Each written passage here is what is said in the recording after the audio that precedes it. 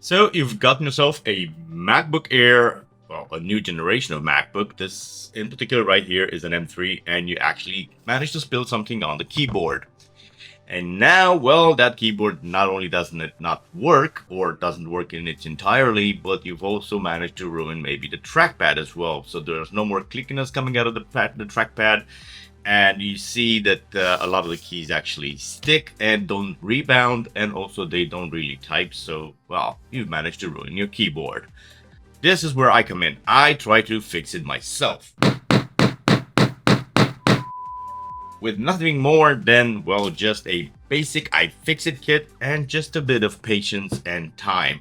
And for about 2 hours and around $100, not even less, for a brand new keyboard, I did just that. I managed to fix this MacBook M3 and get it up to working order with a clickable trackpad, and also a brand new spanking keyboard in there that really works. So I'm going to show you what you should be looking out for if you're planning to start such a job, because it can be a bit overwhelming at first. But this being a MacBook Air, there are going to be less screws in there than just a regular MacBook or MacBook Pro. Also, bonus right here, obviously all of its data is intact on the laptop. Everything is working, and he can access all the data on this laptop without any sort of worries. Furthermore, this laptop right here, it's the one featuring the Touch ID button. So even though the new keyboard does not have the Touch ID, as you can see, there's a cutout there. You don't even have to fiddle with it too much, because there are just a few ribbon cables that you have to unplug. And yeah, just like that, you can leave it in place and you still have access to your Touch ID, even if you change the keyboard on this laptop. First, we need to remove the bottom cover and disconnect the battery. From there, the objective is pretty straightforward. Remove everything sitting between us and the keyboard. There are a lot of very small screws in this MacBook, and they're not all the same size, so keeping them organized as you go is extremely important. Let's start taking apart the ribbon cables for the battery next, and as you can see, there are two of them. There's one on the left hand side here that is sitting out and in the open, followed by the one on the right hand side here, which is protected behind this metal backplate of sorts.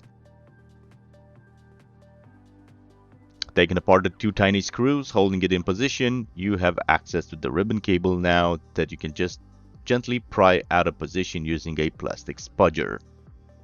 Now, using the same plastic spudger, you can go ahead and detach the left hand side of the battery as well.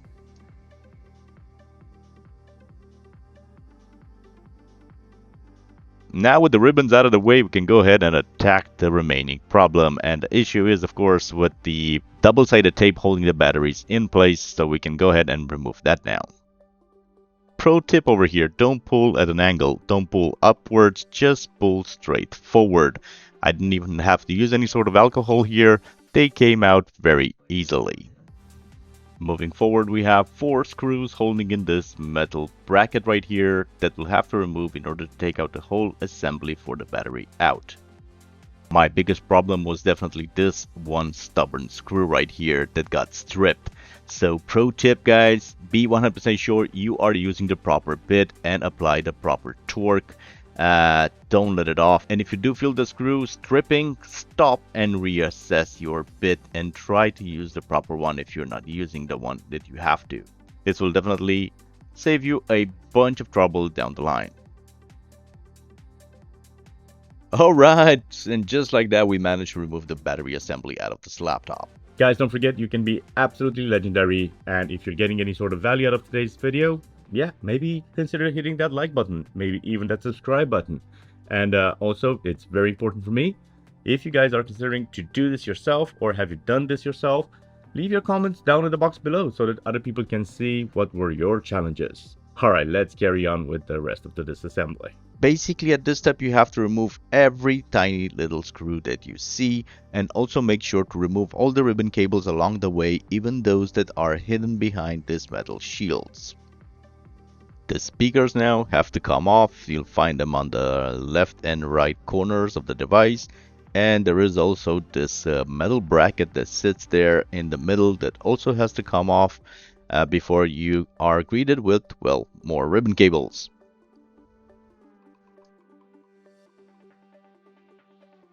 Take extra care because right here are the ribbon cables for the display. And just like that, we have taken the motherboard out of the way.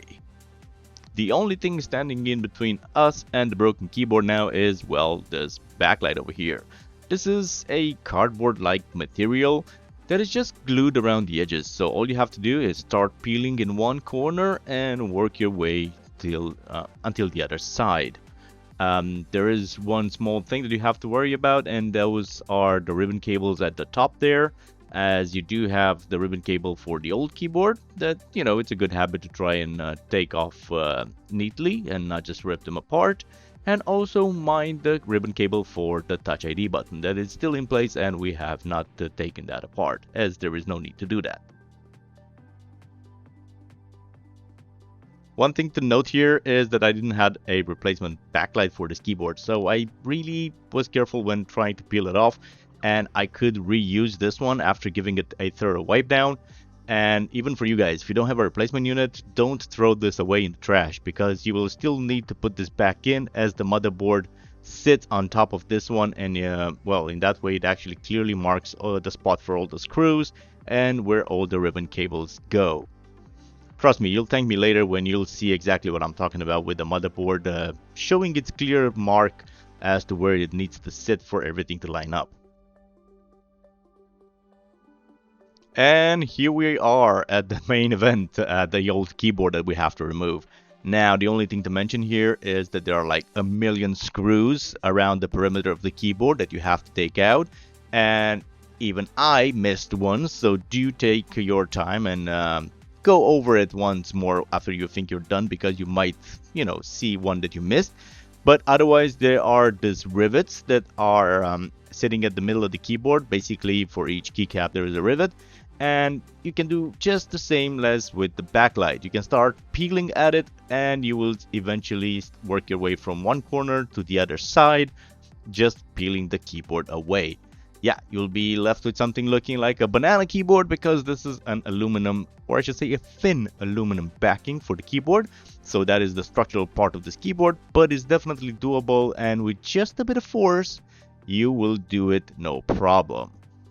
To get you going, what I recommend is to push on the other side on one of the keycaps firm enough that it will try to lift itself from its position, and from there you can just grab it and start pulling. Isn't this something to look at? A chassis that is around 90% free of any components, and yeah, with the old rivets out of the way, just make sure to clean them off the chassis. All that you have to do now is reinstall the brand new keyboard, minding of course all the flex cables that you have to get out of the way. There are some on the right hand side which are going to go into the motherboard, and there is the ribbon cable for, well, the keyboard itself that just sits there on the upper side. So everything should fit nicely and fall into place without forcing anything down. And from here, you know how this will go. Basically, assembly is the opposite of disassembly. So yeah, let's get cracking.